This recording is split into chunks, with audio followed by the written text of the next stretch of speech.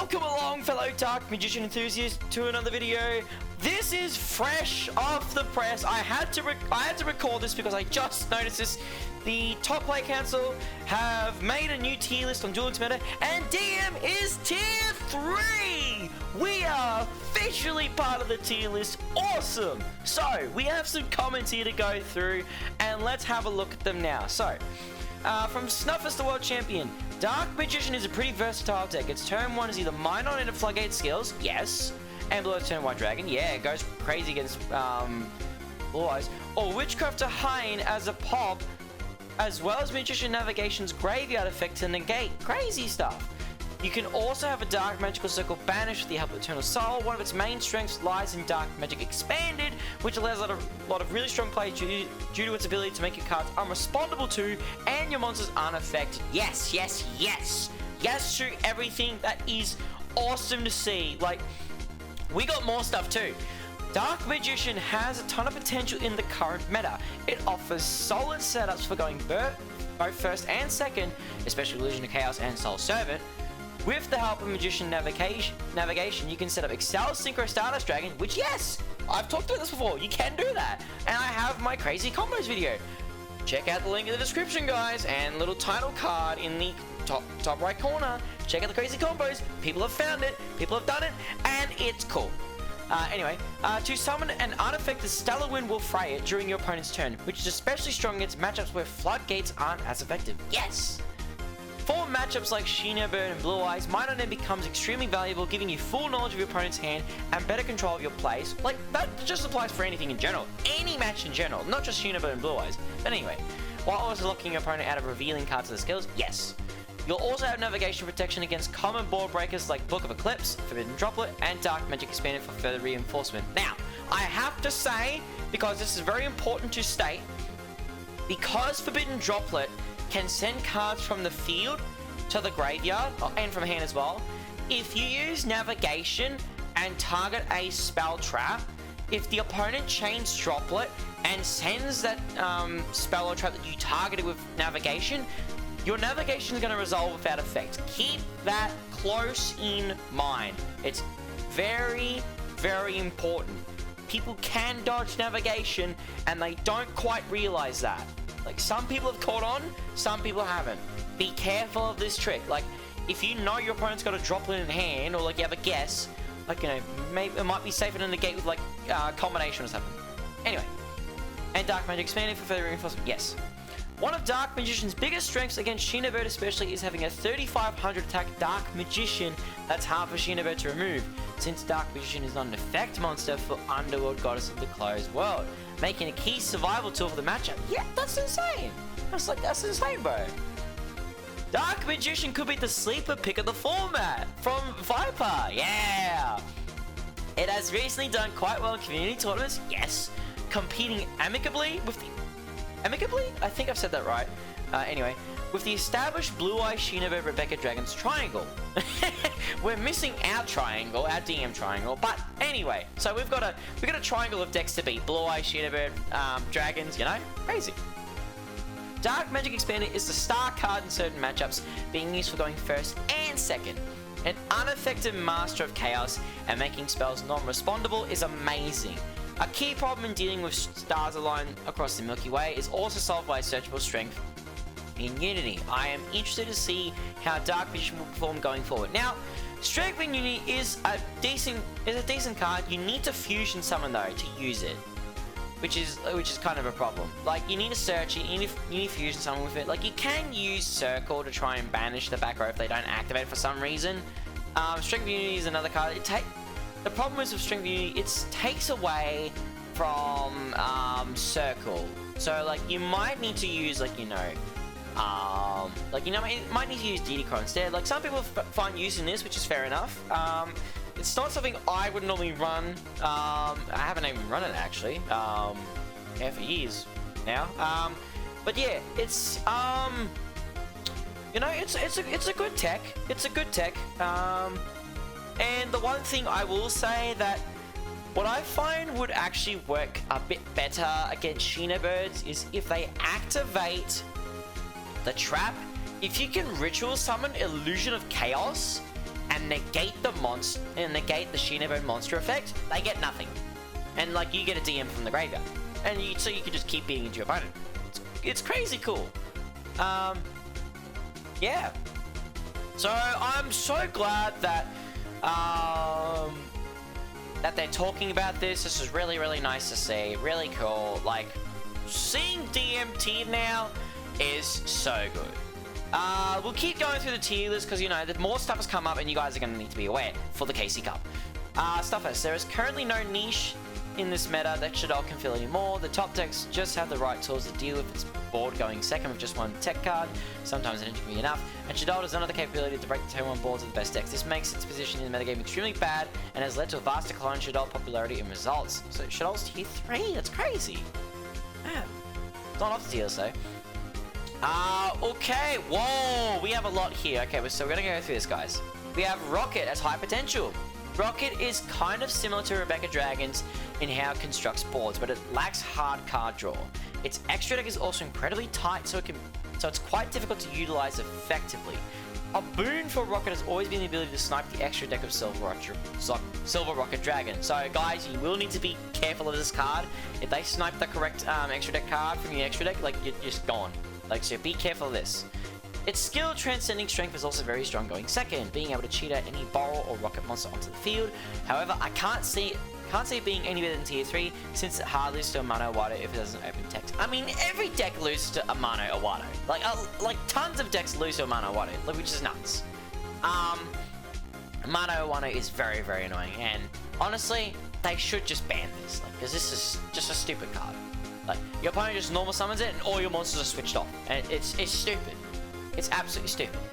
But anyway. And we have Flu.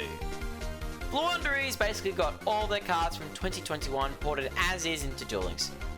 Aside from Floowandereeze and the Scary Sea, which wasn't really played anyway. I would... this is a bit of a... I'd say that's... like, Scary Sea is actually scary. like people say, oh, it wasn't played anyways. If they bring this to Duel Links, people are absolutely going to run it. Because, you know, when your opponent would special summon a monster, well, you control a face-up tribute summon monster and no special summon monsters. Negate the summon, and if you do, return that monster to the hand.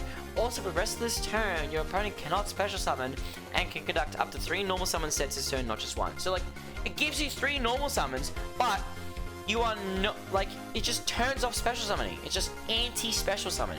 Very, very annoying. And yeah, they shouldn't get this at all. Like, or not yet, anyway. At a base level, Floowandereeze aims to set up M-Pen alongside Magnificent Map and Dreaming Town, which is the trap. With the optional second M-Pen for Unexplored Winds or Snow, fair enough. For good enough hand, which is a pseudo floodgate alongside the ability to normal summon on your opponent's turn for further disruption through Rise of the Mega Monarch and Town's Graveyard effect. Plus whatever back row you happen to draw through the skill Destiny Draw Vermilion Sparrow. So M-Pen will stop you from activating the effects of special summon monsters you control in attack position. Keep this in mind. So like, it pretty much, like, you know, discourages attacking. So, like, you need to out M-Pen in order to, like, you know, start playing the game. Oh, and you have to get rid of map as well. There is also the Dreaming Town trap as well, which they will be allowed to normal summon. If they start normal summoning, you need to quickly get rid of their monsters, because if they can, you know, tribute summon a monster, you are in trouble. The deck has ways to do some incredibly unfair things, for example, hand living multiple cards with Earthbound Immortal, I cannot say that part of the name, Raska. We'll just call it Raska. This is ridiculous. I've heard of this, and this is quite ridiculous. I don't think Konami's going to allow this to exist for too long. While also clearing the field of monsters to deny skills, but the general game plan is as stated previously. Yeah. As for resiliency, it tends to be strong against Effect Veiler and Infinite Permanence by being able to dodge target removal with Floowandereeze and the advent of Adventure and Swallow's Cowrie. Yeah, I'm probably saying that wrong.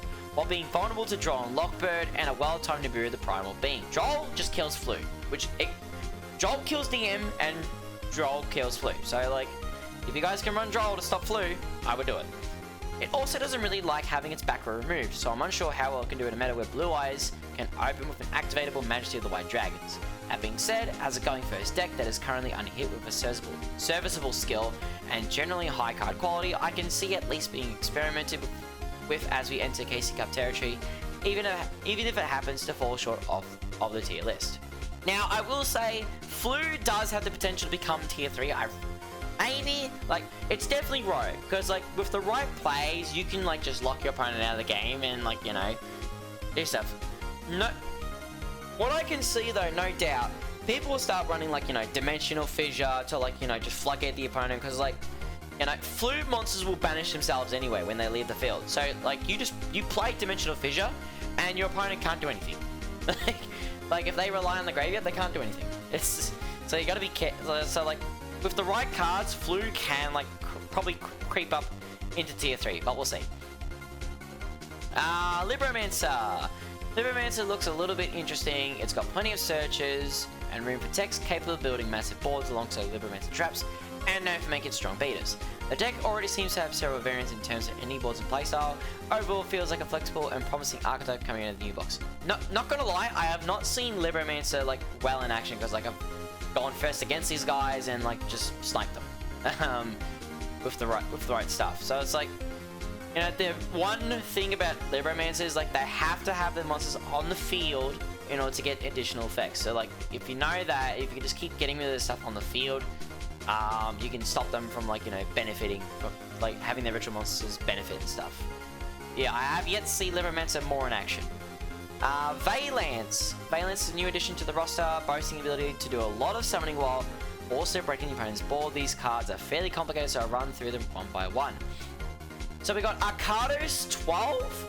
Has the ability to quick effect swap the positions of 2 monsters, triggering its ability to pop a card without targeting. Crazy. A Manaka offers a unique removal by pushing a monster into the adjacent spell trap zone, destroying whatever was there originally and dealing some damage if it happened to be another monster. It can also be cheated out with Valiance Tactics to skill. Grand Duke is a relatively easy to summon monster with a niche burn effect that boosts its attack. You have Shinonome, the main consistency tool for the deck, searching for both spells and monsters when it's met its conditions. Mad Marquez is a less reliable way of adding a Valence card to your hand via its excavation effect. Fair enough. Voltage Viscount lets you scale pendulums from your extra deck when moved. Nazuki triggers other Valence move effects while being able to summon monsters from your spell trap zone, including ones that aren't scaled. Dominator Duke pins down back row while also taking control of opponent's monsters. Its move effect. Hojo is your primary way of probably fusion summoning Mamanaka, sorry, via its move effect. More niche considering skill, while also having the ability to bounce back off its ignition effect. Solo Activation serves as another star that can scale anything from your deck, while also triggering move effects once your field spells set up. And then you have the 2 field spells, which are required to enable a lot of your monsters' specific activation conditions, but also provide removal and extension in their own right. Interesting.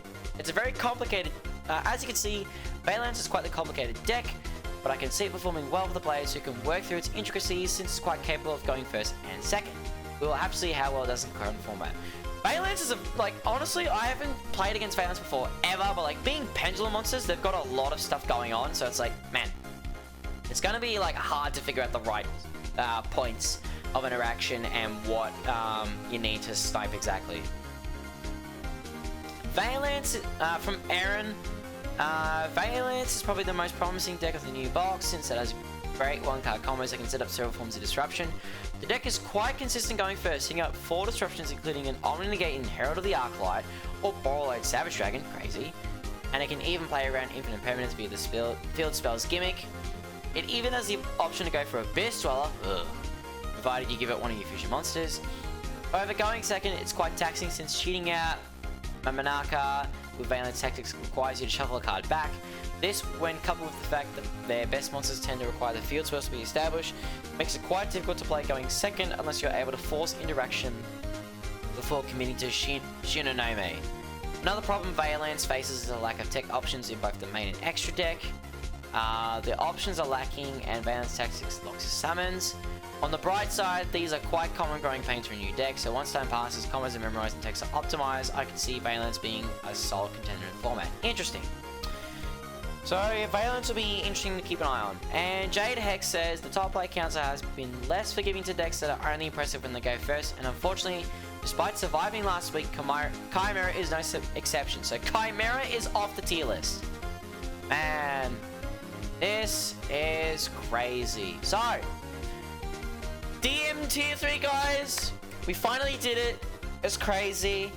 I'm going to be doing KC Cup streams, you know, getting to D level max, and then second stage. I hope to see you guys there. With that being said, thank you very much for watching, and I'll see you all next time.